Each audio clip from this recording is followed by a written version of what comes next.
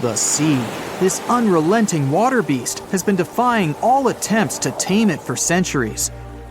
Many ships driven by the wind have gone through the harshest parts of the world. Some have survived the struggle with the sea, and many have come off second best. It's the year 1834. A ship called the Pilgrim is setting a course to sail from California to Boston.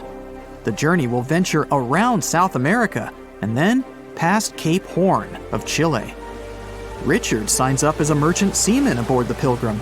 This is his first voyage at sea. The crew tells Richard stories of the Drake Passage off Cape Horn, a route that's legendary for its dangers.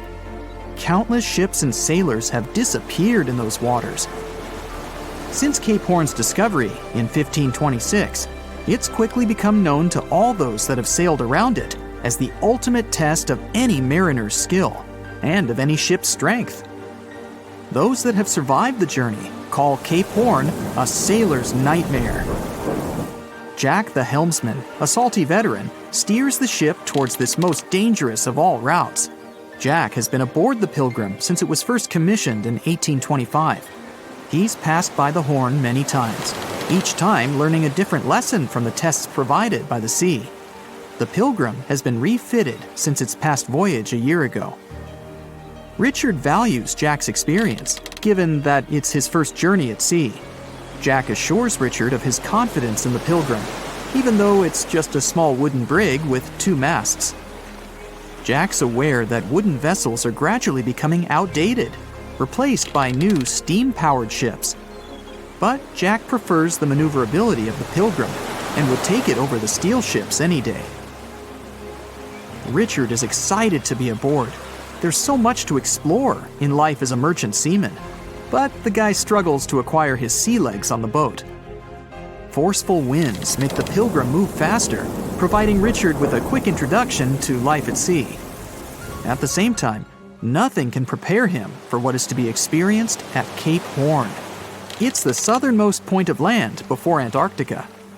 The gap between the icy continent and Cape Horn holds the infamous Drake Passage. Approximately 700 miles between Cape Horn and the Antarctic Peninsula. Strong winds provide an uninterrupted, steadfast journey toward the Horn. But, as Jack tells Richard, the winds are more concentrated at the Drake Passage. They create a funneling effect, becoming stronger and more unpredictable. Richard is unsure of what this might mean for the Pilgrim, but understands that there's no easier route to travel around South America. A few days pass. The Pilgrim sails by the many islands that make up the western coast of Chile. Although the sea has been relatively calm, Richard continues to deal with his lack of sea legs. His movements are still not very graceful. The constant, ever-swaying deck rises and falls, and Richard finds it hard to get used to the motion. Random large waves hit the Pilgrim from every angle. The ship is quickly approaching Cape Horn. Richard looks towards great thunderous black clouds in the distance. "Welcome to the Horn," Jack says, half laughing. A wry smile upon his face soon disappears. The man gets serious, knowing what awaits them all. Stronger winds start blowing the sails as the crew scrambles to hang onto the ropes. Richard desperately sets to adjust the aft sails, adjusting for the constant change in strong southerly winds. Jack holds firm at the helm, knowing the importance of his role. He's wary of the swell. It can build very quickly the further south they travel. It's crucial the Pilgrim doesn't venture too close to the Horn when they approach. The great darkness that was in the distance is now all around them, filling the sky in every direction. Blackened clouds throw rain and hail down at the crew as they try to resist the enraged weather. Jack is directed by the captain at the helm, changing the direction of the vessel. The temperature has dropped significantly. Barely keeping the water from his eyes, he turns toward the port side bow to provide his face a brief break from the torment of the wind. Looking out into the distance, the man sees the Horn standing alone, surrounded by mist. It's a haunting sight. He steers the Pilgrim along the face of the Horn, the distance getting shorter.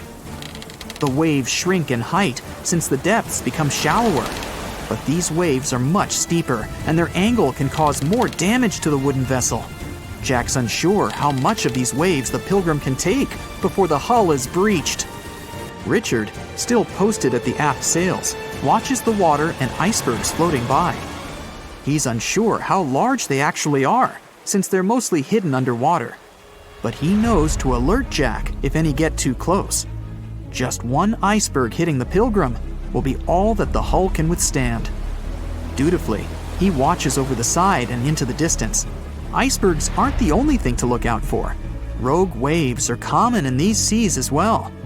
The connecting Antarctic and Pacific Oceans, mixed with stormy weather, form waves together. This creates much larger rogue waves. Such waves have been known to reach up to 100 feet tall. They can destroy most vessels in their path. It'll surely be the end of the Pilgrim if it comes across a rogue wave.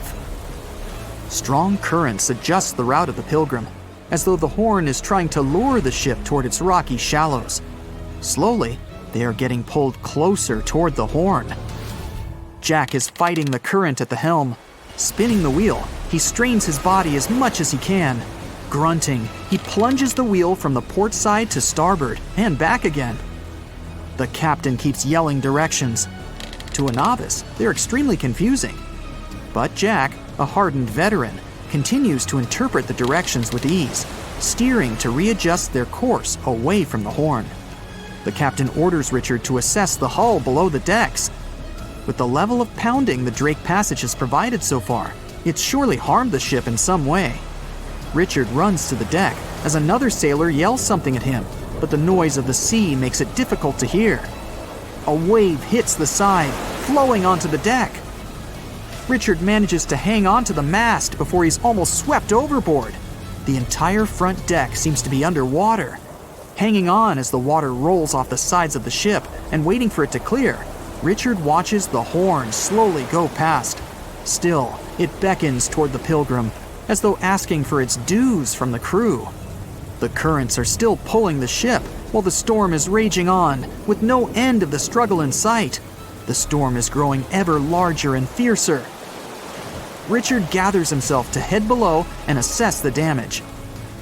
After a slow descent to the lower decks, Richard can finally look over the hull from the ship's quarters. There's no damage from what he can gather.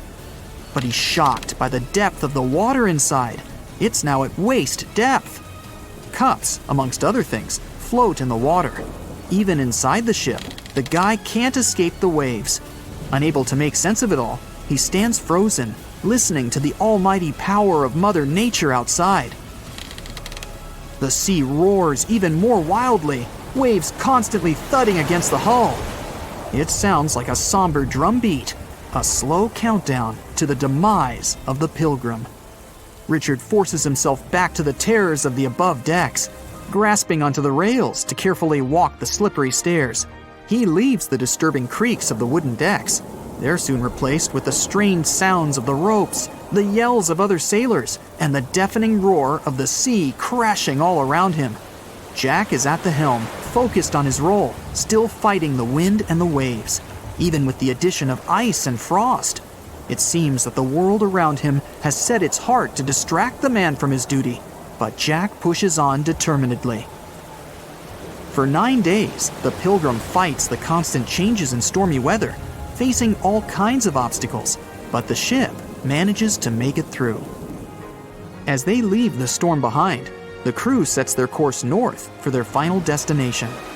The sight of the sun peeking through the dark clouds is the most relieving thing Richard has ever experienced. Unfortunately, Richard lost his rations at some stage during the storm. At sea, if your rations are lost, it's your own bad luck. Luckily, Jack is kind enough to share some of his. Ships and planes disappearing without a trace. Passengers never seen or heard from again. Reports of strange lights in the sky. No, these aren't scenes from an upcoming Hollywood blockbuster, but some of the strange occurrences reported for over a century in an area ominously dubbed the Graveyard of Lake Ontario, also referred to as Canada's Bermuda Triangle, or the Marysburg Vortex. It stretches across a portion of Lake Ontario from Kingston to Prince Edward County in Canada and down to Oswego, New York in the US. The tales about this area can be as chilling as the frigid lake water on which they took place. The most unsettling story involves the schooner called the Bavaria. It was 1889, and the ship was being towed across the lake. Rough waters severed the tow rope, and the Bavaria floated away. Luckily, the schooner was later found safe and fully intact. But there was one thing missing: the crew! Not a single person was found on board. What makes the story even more bizarre is that the dinner table was set, a loaf of bread was discovered, freshly baked, and the captain's money and his papers were fully accounted for. There was even a pet canary happily chirping away as if nothing was amiss. What happened to the crew? We may never know. And this was not a unique incident. Just over a decade later, in 1900, 3 ships, the Annie Minnis, the Picton, and the Acacia, were sailing across the lake. But only 2 would make it to their final destination. The third one, the Picton, was speeding ahead of the others when it simply vanished. According to a cook on the Annie Minnis, "We were well out into the lake and making good time when all of a sudden we saw the Picton's topsails coming off, and then her lower sails settled, and then, while we stood and watched, the Picton just disappeared." It's possible that the ship sank, as there was some wreckage later seen in the water, but the ship itself was never found, and none of its crew ever located. A few weeks later, a bottle with a note inside was discovered in Sackett's Harbor, New York. The note was from Captain Sidley of the Picton. "Have lashed Vesey to me with heaving line, so that we will be found together." Vesey was the captain's 12-year-old son. The note creates more questions than answers. If the witnesses were correct, the ship's disappearance was quite quick. When did Captain Sidley know he was in danger? Why not signal for help if he had any warning? And when did he have time to write a note, bottle it, and tie himself to his son? It truly is a mystery. And it was not just ships that ran afoul of the strange forces in the area. Planes also struggled to make it through in one piece. In 1975, Ron Scott flew out from the Picton Airport in his Cessna 172. As he entered the Marysburg vortex, his plane banked to the side. For several seconds, he was unable to right the plane, but once he did, the same force banked him to the other side. Again, he was stuck there for a few seconds, unable to control his plane. A skilled pilot, he had never experienced anything like it before. He was certainly luckier than Royal Canadian Air Force pilot Barry Allen Newman. Newman was at the same spot back in 1952, when he lost control of his jet and crashed into the lake. To this day, his body has not been found. In total, over 270 ships and at least 40 planes have met a tragic end in this area. And adding to the mystery, sometimes people report a series of bright lights or orbs, or a dark ship hovering in the sky. These are even harder to explain. Witnesses willing to report them are adamant they are true. Sid Wells said he watched a strange shape like a multifaceted diamond slowly spinning in the sky, and then it just disappeared. Others claim to have seen it too. Of course, the Marysburg vortex is just one of several places around the world known as vile vortices, a term coined by biologist and writer Ivan T. Sanderson.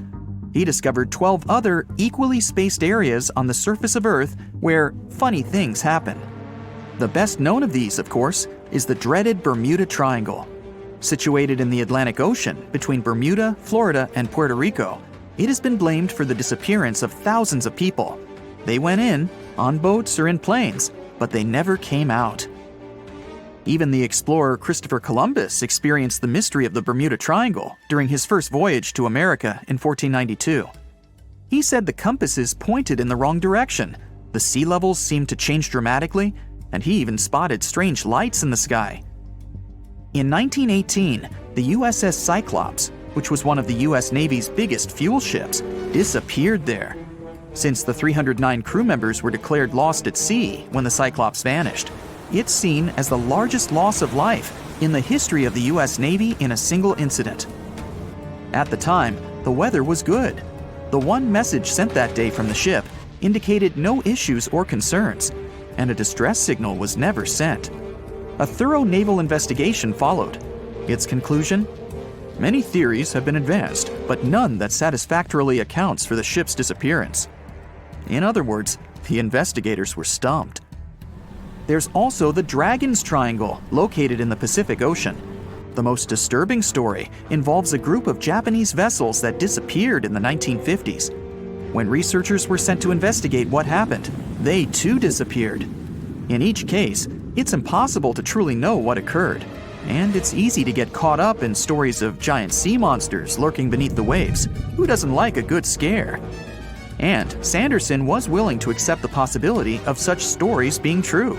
He believed the vile vortices that he studied could be explained by anything from a wrinkle in the space-time continuum to magnetic abnormalities to underwater people. Of course, Sanderson was not only a huge fan of strange places, he also wrote about strange creatures like Bigfoot and the Loch Ness Monster. His skills as an impartial scientist are questionable though. In 1948, he claimed that some 3-toed footprints found at Clearwater Beach in Florida were proof of 15-foot-tall penguins, arguing that they were impossible to fake. In 1988, Tony Singerini revealed that he and his friend, attaching some cast-iron feet to his high-top sneakers, were behind the giant penguin hoax. So maybe Sanderson isn't the most reliable source after all, but there are also some very compelling and wholly natural explanations. Let's look specifically at the Marysburg Vortex. It's entirely possible that ships like the Bavaria and the Picton were done in by a mix of bad luck and bad weather. Unsettled weather is certainly not uncommon on Lake Ontario, and flash storms on the open water can prove dangerous to the most skilled sailor. And even today, with advances in weather forecasting, we get it wrong all the time. Back then, there was no way to predict that a storm was just around the corner. And the weather was just one issue. Historian Mark Seguin said that the area was always known to be dangerous, as the lakebed quickly becomes shallow along the eastern shore. There are also small rocky islands and shoals scattered throughout the area, making sailing a risky venture, especially for larger vessels or those weighed down by heavy cargo. By the mid-20th century, modern weather forecasting and improved shipbuilding alleviated most of the hazards of the Great Lakes shipping, resulting in fewer losses. The last major shipwreck in any of the Great Lakes was that of the SS Edmund Fitzgerald, which sank off the coast of Lake Superior in 1975, with 29 crew members going down with it. It seems the vortex is no match for human progress. And as for lights or images in the sky, in most cases, it's the result of an interesting phenomenon called thermal or temperature inversion. When this happens, a layer of warm air becomes trapped under cold air. This can result in mirages or reflections. So, a light on the ground that is miles away can be reflected in the sky, giving the impression of a flying object. Other parts of the mystery may be solved with a little time. Lake Ontario's freshwater and frigid temperatures help preserve the ships and planes that came to rest there. As divers and researchers continue to explore the area, maybe we'll finally learn the fate of the Bavaria, the Picton, Captain Sidley, and his son. It has recently become a popular location for many tourists looking for the perfect place to get away from it all. If you're lucky enough to catch a sunny day here, it's like no other, I can assure you. Chances are, you'll end up having loads of foggy days, but let's be honest, they have a special allure of their own. This enchanting smile-shaped island is called Sable Island. It's located 190 miles from mainland Nova Scotia. It wasn't accessible to the general public until 2013. That's when it was added to the list of National Parks of Canada. You can get here either by plane or by water. But what's so enchanting about this place anyway? There must be something since the yearly tourist count is growing every year. Firstly, there's a spectacular number of wild horses here. There are between 200 and 500 horses roaming free all over the island. There's also a large population of gray seals. The place is also the only breeding location of a rare bird species called the Ipswich sparrow. If you're already considering a trip here, there are some things you need to know first. Remember that fog I mentioned earlier? Well, it turns out that Sable Island is the foggiest place in the Canadian Maritimes. I'm talking about approximately 127 foggy days each year. During such days, Sable Island literally disappears underneath a thick layer of fog. You won't be able to explore the place on your own either. The local regulations state that visitors need to travel within a group, and they also need to keep a 197-foot distance from the wildlife they can encounter here. As charming as this place may be, it holds a dark secret hidden beneath the sandy dunes, and it has nothing to do with beautiful creatures living here or the island's unique vegetation. Apart from being known from its horses and seals, Sable Island is infamous for an overwhelming number of shipwrecks. Over the years, about 350 ships have ended their lives here, on these sandbars. When survivors described their experiences, they usually mentioned harsh weather conditions near this mysterious island. The island also made its way into literature when it was described in a book called The Perfect Storm, which was written by Sebastian Junger and published in 1997. The book was so successful that it was later adapted for the big screen in 2000, with George Clooney playing the leading role. The first recorded shipwreck near Sable Island dates back to 1583. The boat was named the HMS Delight and was under the command of British adventurer and explorer Sir Humphrey Gilbert. Only 17 people managed to survive the catastrophe by escaping in a small boat. Records mention that they spent 7 days at sea before reaching the shores of Newfoundland. In 1884, another vessel named the Nicosia struggled in the thick fog as well. The ship was completely destroyed, but fortunately, all 18 crew members managed to survive. The captain's son was almost lost at sea when a lifeboat capsized when he was climbing into it. He somehow managed to stay underneath the lifeboat, which was completely submerged. When this lifeboat righted, he eventually emerged from the water and was rescued for the second time. The years between 1947 and 1999 were relatively quiet on the island. In 1999, though, a yacht called the Merrimack ran aground near the shore of the island at about 2 a.m. on July 27th. The 40-foot fiberglass boat had a crew of only 3 people. Natural gas exploration workers, who were luckily not far away, rescued them. The crew managed to fly safely to Halifax the next day. The owner of the Merrimack tried to recover his boat by hiring local fishermen. Unfortunately, this operation was unsuccessful, since only the fittings of the yacht were eventually saved. It took no more than 6 weeks for the sand and waves to crush and completely break up the hull of the Merrimack. So what is it about this place that's so dangerous for boats? Does it have anything to do with the weather? Or maybe there's other forces at play? The explanation turns out to be a bit more complex, and it wasn't easy to figure out, at least not way back in the 1500s. First of all, the island is located close to one of the world's richest fishing grounds. Since it's also near one of the major shipping routes between Europe and North America, hundreds of vessels sail past it each year. The likelihood of shipwreck increases when there are so many boats roaming around the area. Sable Island is also in the way of most of the storms that move up the Atlantic coast of North America. It's no surprise that boats often get hurtled straight onto the shores of this island. The weather has a lot to do with it too. During the summer season, the warm air from the Gulf Stream creates a dense fog as it merges with the cool air by the Labrador Current that passes by the island. Other currents don't help the matter. Sable Island is next to the meeting point of 3 major ocean currents: the Gulf Stream, the Labrador Current, and the Belle Isle Current. Since the 1950s, radars and other modern navigation tools have been used on commercial vessels as well. Up until then, the sextant was the main instrument used to figure out a ship's location.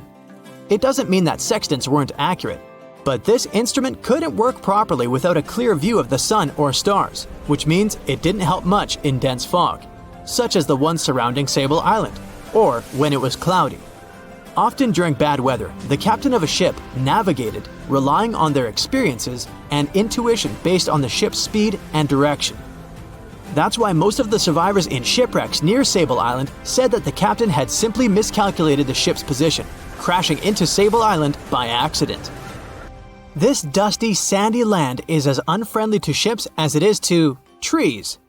There's reportedly a single tree on the whole island, and it looks a lot more like a bush. It's actually a pine tree. And since the famous island horses don't see it as much of a food source, it somehow managed to survive. Reports say that the tree was planted back in the 1950s. Local authorities were trying to grow a forest on the island to make it a bit more welcoming. They've planted tens of thousands of trees over the years, more than 69,000 evergreens, 600 fruit trees, and about 55 pounds of pine seeds, along with other plants which could survive the conditions on the island. But they were no match for the extreme weather and sandy soil. Out of all those plants, just one pine tree is still alive. Thanks to its resistance, it has even become a symbol of Sable Island. Interestingly, for around 40 years, the island also had just one inhabitant. Can you imagine that? One person living on a remote island for so many decades? It's the story of a woman called Zoe Lucas. She chose to surround herself with the only residents on the island: the horses, the gray seals, and the many species of birds. An esteemed naturalist, she mentioned in an interview she gave back in 2017 that she was used to living on the island and that she never got lonely. To survive here, she had to put together an essentials kit. It included a notebook to take notes and a pair of binoculars to study the wildlife. You can safely assume she wasn't scared of the intimidating surroundings, since she decided to eventually call this place home. At first, Zoe wanted to set up camp on one end of the island, near some abandoned buildings. But eventually, she settled in a wooden house near a bunch of sand dunes. A Canadian institution called the Meteorological Service of Canada put together the simple construction back in the 1940s. Parks Canada operates the building these days. Zoe's work included gathering as much data on the local horse population as possible. It could help scientists better understand how they managed to adapt to the unfriendly environment. She also helped gather the debris that made it to the shore to help track pollution levels. Among all the rubbish that she collected, there was a refrigerator and a crate full of fresh peppers. Some other specialists eventually started working rotating shifts on Sable Island to offer the brave woman a little bit of company now and then. It's 2018. You get up early in the morning to go ashore and catch some fish. You come to the spot you were yesterday, throw the hook into the sea, and wait. The float is twitching. You've caught some fish, but hey, hello? Why aren't you doing anything? Right now, you don't care about the fish. You're looking at something in the distance. You open your mouth in surprise, since you see a huge ship stuck on a shoal. It wasn't here yesterday, so it got here at night. Okay, it'll probably sail away sooner or later. You fish for a few more hours. During this time, you observe the ship and notice no movement there. Is it empty? Boats and the Coastal Service are sailing from the shore to the vessel. You decide to check it out too. You get in your old boat and go there. The mist descends to the water, making the ship look creepy. The colossal vessel is rusty and empty. But where is the whole crew?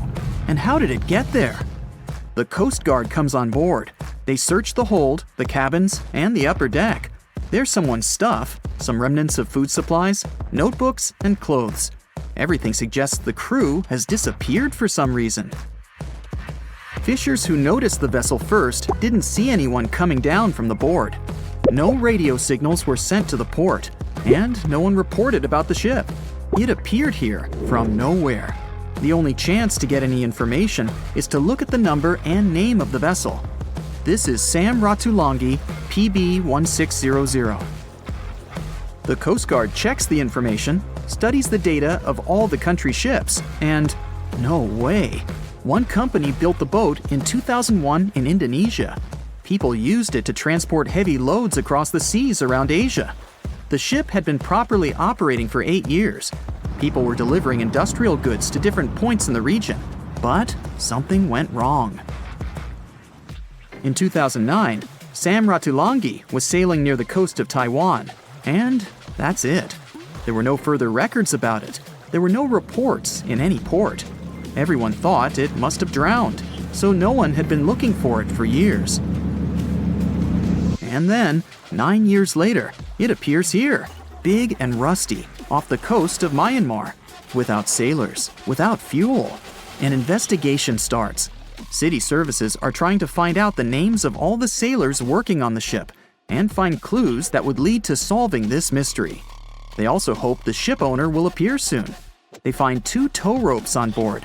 This means that some other ship towed Sam Ratalangi to this place. Then they identify and find 13 crew members. These people say they wanted to reach the factory in Bangladesh to repair Sam Ratalangi. Another vessel helped tow the ship, but then 2 cables tore off, and a storm began. No one wanted to stay on board during such weather, so the crew members left it. No one knows what the ship has been doing for the last 9 years, and how it was possible without people on board. And here's another, much more mysterious ship story. On February 16, 2020, locals found a large cargo ship stuck on a rocky shore off the coast of an Irish village. The boat looked rusty, with holes in the hull and rotten parts. People hadn't seen this vessel the day before, so it appeared there at night. The last time people saw the Alta cargo ship was a few months earlier, thousands of miles off the coast of Ireland. That day, the Alta was sailing in the waters of the Atlantic Ocean. Another ship, the MS Protector, noticed it. MS Protector crew members tried to contact the ship, but received no response. The people on board realized that they were facing an empty vessel. And then, 5 months later, it appeared near the coast of Ireland.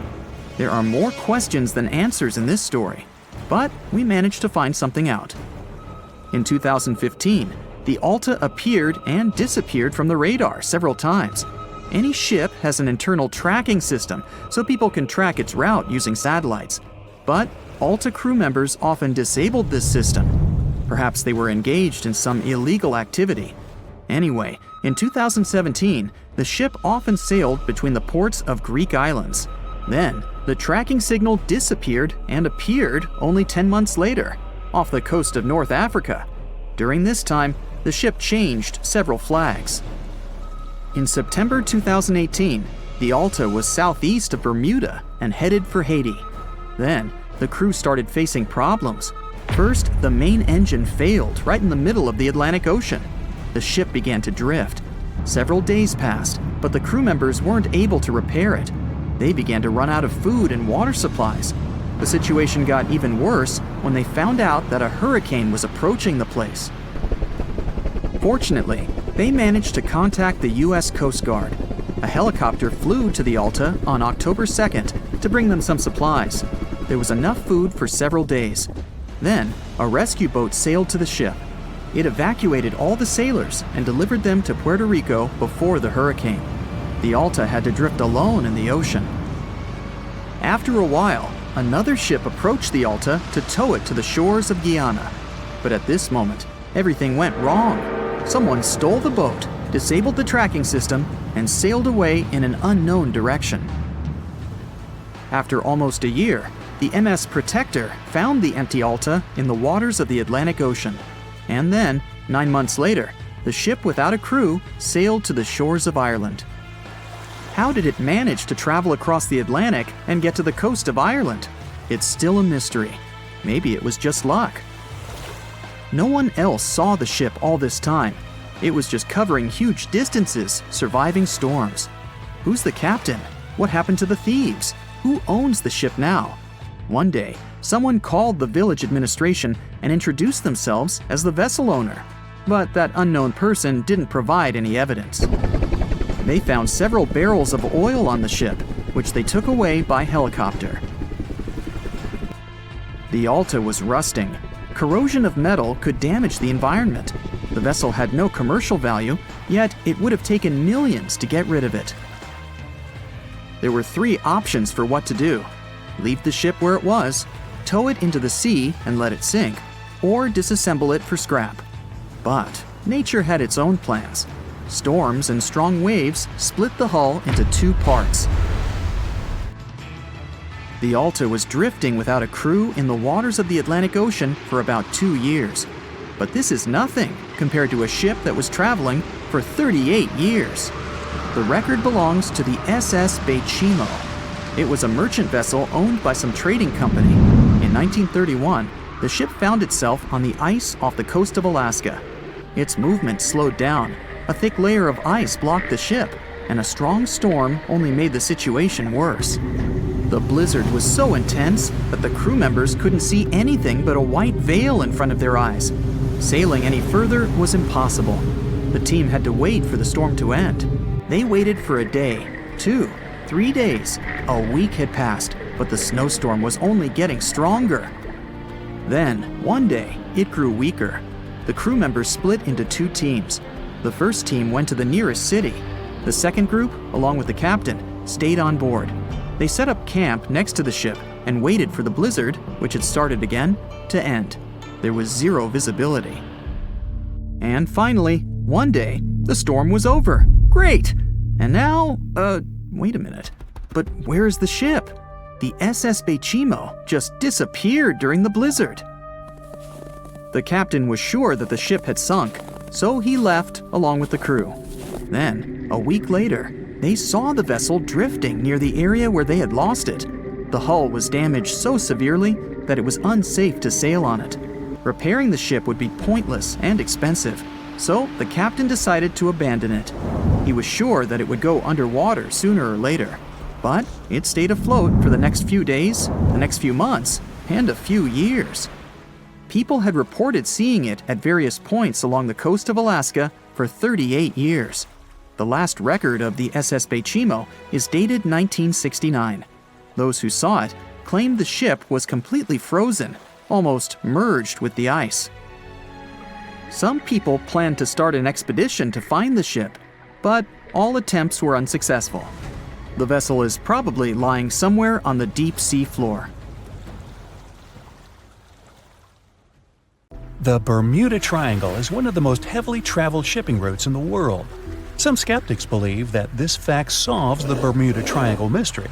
Statistically, the busier the area, the higher the frequency of accidents and disappearances. While this makes sense, it's not the frequency of disappearances that's responsible for the mystery of the Bermuda Triangle. It's the lack of explanation or wreckage found. On his very first voyage to the New World in 1492, Christopher Columbus sailed through the Bermuda Triangle. Columbus reported that one night, when he was on the deck of the ship, he noticed a giant light appear in the distance, unlike anything he'd ever seen before. Columbus looked at his compass for direction, and it gave off erratic readings. You might have noticed that the Bermuda Triangle doesn't appear on any world map. This is because official institutions refuse to acknowledge that the area actually exists. No one exactly knows how many ships and planes have disappeared in the Bermuda Triangle. The rough estimate is 50 ships and 20 planes. Most of the time, the disappearances had no explanation and no wreckage has ever been left behind. When the TBF Avenger planes went missing, a massive search operation was conducted. Boats and planes searched the Bermuda Triangle for any signs of the aircraft. One of the boats searching was a PBM-5 Mariner airboat. The airboat took flight at 7:27 p.m. and called in a routine radio message 3 minutes later. Then, it was never heard from again. No trace was ever found of the rescue airboat or the 5 Avenger aircraft. A huge investigation was launched into the disappearance of all these vehicles, but nothing was ever discovered. The Bermuda Triangle is home to some pretty intense and unexpected weather. Storms build up quickly and unexpectedly, then disappear soon after. If you blink, you might miss it. This could explain why few distress signals are issued. Pilots and sailors never saw the weather coming. A popular theory suggests that rogue waves are responsible for the many disappearances. Rogue waves are called extreme storm waves by scientists. They occur when different weather patterns take place at the same time and cause large, unexpected waves that reach up to 100 feet tall. Witnesses say that the waves look like giant walls of water. These waves could explain why ships go down fast and without leaving any trace. Just off the coast of Japan, you'll find the Bermuda Triangle of the Pacific Ocean. They call it the Devil's Triangle. Between 1950 and 1954, 9 ships disappeared in this area without leaving a trace. The ship Kaiomaru 5 was sent to investigate these unexplained disappearances when it also vanished. After this incident, the Japanese authorities labeled the area as a danger zone, and sailors were encouraged to avoid it. Some people blame all disasters on the extraterrestrial paranormal activity. Others suppose it's all about raging natural phenomena. Some scientists believe the cause of anomalies is the environmental changes. Also, there's a really high concentration of methane hydrates on the bottom of the ocean in the Pacific Bermuda area. This gas tends to set off, and when it happens, bubbles start forming on the surface of the water. These gas eruptions can interrupt the ability to float and can easily sink a ship. Because of this chemical reaction, there won't be even a trace left. Underwater volcanoes are said to be another possible explanation for the Japanese Dragon's Triangle. In fact, they can take down even small islands. Luckily, nobody lives there. It's a pretty common thing in this area that some of them disappear underwater and others appear out of the blue because of seismic activity. You'll never find the Dragon's Triangle on any official map of the world, so nobody's quite sure about how large it is in reality. In July 2015, 2 teenagers disappeared after setting sail off the coast of Florida. There's some mystery about what the 2 teens were really getting up to. They told their parents that they were just going to fish, but they told their friends that they were crossing to the Bahamas. Shortly after they left, a line of thunderstorms moved towards the area, and the boys were never heard from again. A massive search was conducted, but sadly, nothing was found. 1 year later, the pair's boat was found off the coast of Bermuda with a broken iPhone and some personal effects left inside. One of the most popular and bizarre theories trying to solve the Bermuda Triangle mystery comes from Charles Berlitz. He insists that the area is home to the lost city of Atlantis. The missing ships and planes and malfunctioning equipment, according to him, were all caused by rays of energy let out by the special energy crystals that power Atlantis. While this sounds silly, Berlitz's theory was convincing enough that over 20 million people bought his book worldwide. Previously, the compass wouldn't work well in the Bermuda Triangle since the lines of the 2 poles coincided here, true north and magnetic north. But if you fall into this line, your compass will behave strangely. But the magnetic north is constantly shifting, and now it's far beyond the triangle. No legend says pirates of the last centuries operate in the Bermuda Triangle, or that the Flying Dutchman makes other ships disappear. A popular theory is that ships travel to the distant past or future through a time portal in the Bermuda Triangle. Fortunately, these are all myths. Just imagine hundreds of giant tentacles reaching out to a group of ships sailing through the Bermuda Triangle. In the past centuries, they could easily sink an entire fleet, since the ships were made of wood and were lighter. Squids wrapped decks with their strong tentacles, made holes in the ship's hulls with their sharp beaks. Toothy suction cups could break the masts and tear the sails. The water was filling the holds and slowly rising to the deck. The ship sank in a matter of minutes. Survivors reached the shore and told everyone about huge monsters. This is how the legends of the Kraken appeared. Fortunately, now people have sonars and equipment for monitoring the sea space. They say the main reason why this place is so enigmatic must be the magnetic fields that form this ominous triangle. Ocean floor is made of rocks containing a lot of magnetite. It's more like iron. Magnetic fields react to the high concentration of magnetite on the ocean floor, which may start a sort of conflict between the two. It can often lead to various weather anomalies and, as a result, navigation issues. And naturally, any changes in the ocean floor or the Earth's magnetic fields influence the Bermuda Triangle a lot. Magnetic fields tend to shift their position, so do tectonic plates and even the continents, even though we never notice it. The skies are usually very clear there, but back in 1883, some people witnessed abnormal things in the area. Some claim to have seen large blocks of ice falling from the skies, and the crew even managed to save one as hard proof. Seems like the Bermuda Triangle has an alternate not only on Earth, but even in space. Spacecraft usually don't disappear into thin air though, like there's no air. This anomalous area is really large and stretches right above the South Atlantic. It occupies the area from Chile to Zimbabwe, and sits right at the point where Van Allen radiation belts are the closest to the surface of our planet. The Earth has 2 such belts, which come in handy trapping the particles that shoot in from the Sun. They do a great job protecting the Earth from radiation. The magnetic field there is lower, so it allows the Earth's radiation belt to come closer to the surface. Whenever a satellite passes by, it will be exposed to radiation, which might lead to serious damage. So, no satellite can take pictures of it. The South Atlantic anomaly is part of the Earth where natural radiation just flows out of control. Still, there is little evidence that all these triangles are really dangerous. Many believe the Bermuda Triangle itself has been proven time and again to be nothing but a work of fiction.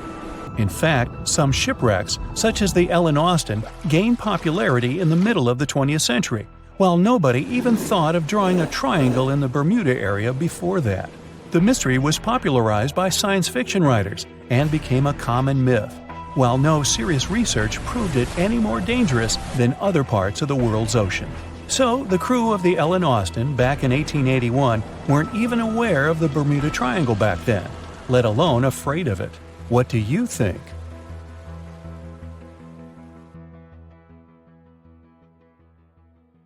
The year was 1854, and the SS Arctic, the fastest passenger liner of its time, set out to cross the Atlantic. As it sailed through the misty veil, it slowly disappeared into the unknown. The Collins Line, an American shipping company, was started in 1818 and only began seriously trading in the transatlantic by 1835. Its steamships crossed the Atlantic from Liverpool to New York within just 10 days. Doesn't sound like a great speed today, I know, but back then, the same thing took other ships several weeks. Light on the water with their wooden hulls, powering through with a strong steam engine, those steamships were the favorite choice for many high-profile people. What could go wrong with such an advanced ship, they thought. This reminds me of some other ship everyone believed to be unsinkable. But anyway, back to the Collins Line. It grew to be a serious contender on transatlantic routes, with only one other competitor, the Cunard's Line. It was a British company also aiming to be the main force through the Arctic Passage. In 1835, the company received a new ship that traveled to Liverpool and came back to New York with the largest cargo ever at that time. From then, the Collins Line was steadily growing. It seemed like there would only be future successes for it. Unfortunately, their lavish ships became costly to run with the amount of coal used. Massive power along with weak wooden hulls meant they needed many repairs after each voyage. So, every trip ended up being expensive. But since the ships were safe and had a great reputation, people were willing to pay the price, and the company was definitely not in crisis. They had achieved something no one had managed to do before them. Like I told you, their ships crossed the Atlantic in a whopping 10 days, and Edward Collins, the owner, was very determined to maintain the pace. Their 5 ships easily outran the Cunard's Line of only 3. With this great praise, it provided more attention. Though the Cunard's ships were slower with their iron hulls, they believed there was still profit, regardless of how slowly they sailed. Among Collins' ships, the Arctic, the third of them to be launched, was the largest, reaching 284 feet long, with 2 side-lever steam engines, each with 1,000 horsepower. The paddle wheels made 16 revolutions a minute when at full speed. At the time of its launch, the press called it the most stupendous vessel ever constructed in the United States. But glamour and fame couldn't avoid what would come next. On the 27th of September, the Arctic was on its journey from Liverpool to New York, continuing a speed pace through the thick fog. It's possible that by that moment, after 4 years of record-breaking trips, the crew became overconfident with their sailing and the ship. Going only 50 miles from Newfoundland, they carelessly continued through the fog with no radio contact, sonar, or any other form of identifying objects, equipped only with Morse code. A smaller ship, the SS Vesta, which operated as a fishing vessel, often worked around Newfoundland.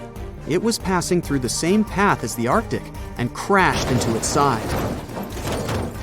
Shocked by the collision, the captain of the Arctic offered help to the much smaller Vesta. But it was soon clear that the damage that seemed minor on the Arctic was far worse. Beneath the waterline, a hole was letting water into the hull. The cost of the much faster wooden hull now seemed less valuable. They steered toward land, trying to plug the holes, but they weren't doing so well, and the seawater continued to pour in, filling up higher and pushing the ship down. And finally, once the engine room was full, it put out the boilers, taking away the massive power the Arctic was once legendary for. They moved slowly until coming to a complete stop. The ship continued to sink, and the order was to abandon it. At the time, maritime law allowed for the Arctic to carry only 6 lifeboats, only capable of saving 180 people. The crew and some of the passengers managed to push their way aboard and took most of the seats on those boats. Things were pretty wild, and everyone forgot about their manners, not letting the ladies and the youngest ones board first. It took 4 hours for the Arctic to sink. 150 crew and 250 passengers were on board. Those that weren't able to find a lifeboat made a desperate attempt to build their own rafts from parts of the ship. 2 days later, only 3 boats made it safely to the shore. The other 3 were never found. Believe it or not, the rescue party also saved some people that had been clinging to the wreckage for 2 days. Unlike the crew, the captain went down with the Arctic, but amazingly survived. He would be only one of 85 people that made it, out of the 400 on board. When the news arrived 2 weeks later, the public responded with great sadness to the losses. Great anger soon followed towards the poor safety measures in the crew. The press published demands to change the laws for more lifeboats. It only made sense to have enough for every person on board a ship. But they ignored those requests. This neglect would lead to more disasters in the future. Enough lifeboats would only come into maritime law some 60 years later, after the disaster of the Titanic. Edward Collins' wife and 2 children were also aboard the ship and didn't return. He was heartbroken, but didn't stop running his business. The Collins line still had a reputation to uphold, the biggest, fastest, and most luxurious on the Atlantic. Edward Collins would now build an even better ship than any other. It was named the Adriatic, and it was the largest ship in the world, 354 feet long. With 2 alternating steam engines that had never been built of this size. These steam engines at the time were at the height of engineering, though today you can only see them in models and toys. With the new addition of 2 masts, the Adriatic would also be able to sail if needed. Luckily, they made some lessons from the disaster of the Arctic. But before their new ship, the Adriatic, was built, another disaster had occurred. The sister ship of the Arctic had also sunk. They believed this second ship was desperate to stay in front of the Cunard's line and hit an iceberg somewhere during the race. This weird contest took the lives of 141 people. The desperation of Collins and his weakly built hulls pushed the company towards bankruptcy in 1858. The newly built Adriatic, costing over $1 million, had only made 1 voyage in the end. And even that voyage was considered a disaster. The ship collided with a tugboat. It still managed to finish its maiden voyage at a suitable time. After the company had gone bankrupt, they had to sell the ship for only $50,000. They removed the great giant engines, replacing them with only sails. Although it was once the greatest ship on the high seas, it was only 30 years later until it was abandoned, labeled irreparable, and anchored in a river. The other remaining ships were also sold and only used for parts. Edward Collins left the industry altogether, seeking work on dry land instead. As the Collins line was no longer in the mix, the Cunards would grow in strength. Without competition, they would win the Blue Ribbon for the next 30 years, and 180 years later, after producing hundreds of ships. They still have a constant presence on the seas as they provide transatlantic crossings, world voyages, and leisure cruises. To this day, the Cunard Line is the only one to run ships between Europe and America, and it's great proof that it's not always the fastest that's the best.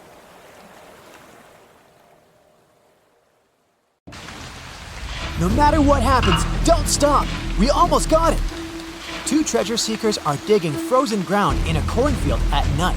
It's raining hard, lightning is flashing, but these two guys keep working. And now the shovel hits something solid. No way! A treasure chest! They start digging faster and find a piece of a ship's engine. What the?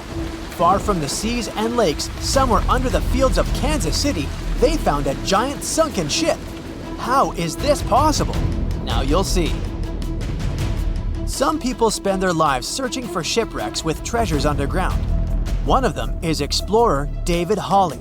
He's been looking for such ships far from the seas, rivers, and oceans for many years. He does this because he likes the feeling of adventure. The holds of these ships may contain chests of gold, antiques, and artifacts. And you can get a lot of money for them. David says you don't have to go into the ocean to find a sunken ship. They may be lying in your backyard. But why do ships end up buried underground among fields, farms, and plains? Let's find out using the example of steamboat Great White Arabia. According to old records, the newspaper clippings, this ship had been carrying about 200 tons of treasure before it sank in 1856. Many rumors and local legends said the ship was lying underground a few miles northeast of Kansas City. It was there because people deliberately altered the riverbed and channels of the Missouri River in the second half of the 19th century. They artificially brought the shores closer to each other. They narrowed the river to increase the flow's speed, so boats could sail much faster. In the 19th century, steamboats were the most popular means of transporting passengers and goods. Before railroads, they extended the western border across the Mississippi and Missouri rivers and brought supplies to people. That's why it was so important to increase the speed of their movement. So, on September 5, 1856, Arabia was sailing along such an estuary. It came across a snag sticking out of the water. A piece of log quickly flooded the ship. Fortunately, all passengers were evacuated. But the steamer and its precious cargo reached the silt bottom of the Missouri River in a few minutes. Several years had passed. Everyone forgot about the vessel. During this time, the course of the Missouri River had changed. But Arabia remained under the wet, muddy bottom. The soil level above it was getting higher, and the ground was losing moisture. Eventually, many decades later, a cornfield formed above the sunken ship. In the 1980s, one farmer owned this area, and he had no idea what was hidden in his territory. David Hawley carefully studied the history of the sunken ships of the USA. He knew that hundreds of steamers had gone underwater all over Missouri, but most of all, he was interested in Arabia, as there were rumors that it was filled with gold and other valuable things. The territory of cornfields in Kansas was vast, but David Hawley knew how to search properly. In 1987, he started working. First, together with his brother and father, they collected all the clippings from old newspapers they could find. They were looking not only for information about the steamer, but also for maps of the Missouri River. They tracked its historical changes, checked the dates, and identified a large area where the steamer sank. Next, they used electromagnetic testing and other geological stuff to study the soil and find the right place. They searched for differences in ground moisture and density. Then, they went through the territory with powerful metal detectors. And so, by the fall of 1988, they had determined the location of the steamer. Arabia was the size of a football field. This gigantic vessel lay 45 feet underground, 4 stories down. But before they started excavating, they had to ask the owner of the cornfield for permission. For the farmer, this news was a big surprise. He agreed, on the condition that the excavations would be completed by spring so that he could sow a new crop. Digging a giant ship in winter is much more difficult and expensive than at other times. It includes additional equipment, electricity, and heating costs. The team worked day and night. They financed the excavations out of their own pocket. Each invested more than $10,000 and took out a bank loan. Finally, they noticed the first details of the ship. The shovels hit the huge engine boilers and the deck. The goal had been achieved. Most of the cargo lying inside the sunken ships is covered with rust, shells, mud, and is badly damaged. The contents of Arabia were in excellent condition, considering that the ship had sunk 130 years prior. Unfortunately, they didn't find the chests of gold. Still, they got several tons of other valuable cargo, household items of people who lived in the middle of the 19th century. It was a time capsule. The ship was carrying supplies for hundreds and thousands of people, and all these things were perfectly preserved. For example, they could clearly see the brand stamp Goodyear Rubber Company on one rubber shoe. The longer the excavations continued, the more things David and his team found. In the barrels, they found plates from the 19th century. They were intact and usable. Also, there were clean clothes, thousands of pairs of shoes, harpoons, frying pans, and umbrellas. The ship was carrying cargo to supply about 16 small towns. Yes, it's not gold, but such artifacts are also precious. The contents of the ship could be worth millions. However, the crew wasn't going to sell these things. They made a museum on the site of a former fruit market in Kansas City. If you go there, you will immediately feel like you're in a department store of the 19th century. There are thousands of items in good condition. Even the matches here are dry enough to light up. It took David many years to present the entire collection from the steamship. He values each of the items and doesn't want to sell them. Anyone can come here, pay for a ticket, and find themselves in the past. Who knows, maybe there's an old ship hidden in your backyard too. Geologists found an older vessel in the hot desert of Namibia in 2008. This ship sailed back in the days when pirates scared sailors on the seas, and now it's inside a dried-up lagoon. The ship sailed from Lisbon in 1533 and disappeared with the crew near a small diamond mining town. After almost 500 years, the hull had been badly damaged. Only the carcass of the ship remained, but the treasure hidden inside the vessel stayed intact. They carefully studied the boat for a long time, trying not to ruin anything. And then, 5 days later, they found a big old chest in the hold. Carefully opening it, they found gold coins there. Thus, the cost of the ship was estimated at about $10 million. The exact cause of the shipwreck is unknown, but experts believe the ship was destroyed by heavy cargo and bad weather. It went to the bottom of a lagoon that later became a desert. Some find an airplane in their backyard, others discover a ship, and one man found a passage to an ancient secret city in his house. This happened in Turkey in 1963. The owners of the building decided to make repairs. He went to his basement and knocked down the wall to turn this place into a living room. And so, behind one wall, he found a tunnel leading underground. The man thought it was some kind of a secret chamber. He went down there and realized it was something much more than that. It was an ancient city 18 floors deep. People built it in the years 780 to 1180 as a refuge from weather disasters and the invasion of enemies. This place also includes many underground tunnels that stretch for several miles in different directions. People could get to the town from different points using secret passages leading to these roads. The city can accommodate about 20,000 residents, livestock, and tons of food supplies.